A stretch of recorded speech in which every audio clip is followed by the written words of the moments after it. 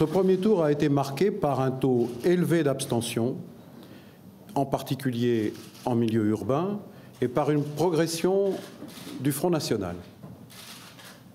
Le premier tour des élections municipales s'est déroulé dans un contexte économique et social qui est difficile pour les Français.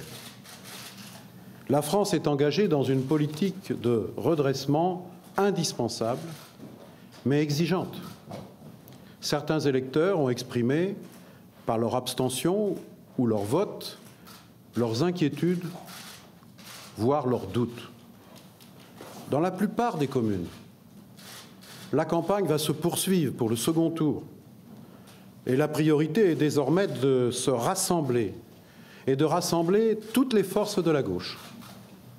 Car l'enjeu du second tour, c'est bien de choisir pour 6 ans entre un maire de gauche ou un maire de droite. Et tous ceux qui défendent une politique économique et sociale plus juste doivent se rassembler pour constituer les majorités et conduire les projets locaux qui répondront aux attentes de nos concitoyens dans chacune de nos communes.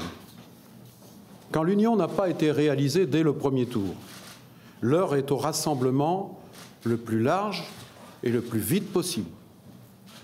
Là où le Front national est en situation, dans quelques communes, de l'emporter au second tour, l'ensemble des forces démocratiques et républicaines ont la responsabilité de créer les conditions pour l'empêcher. J'appelle à la mobilisation des électrices et des électeurs dimanche prochain, et notamment ceux qui ont choisi de s'abstenir au premier tour. De leur vote dépend l'avenir de chacune de nos communes.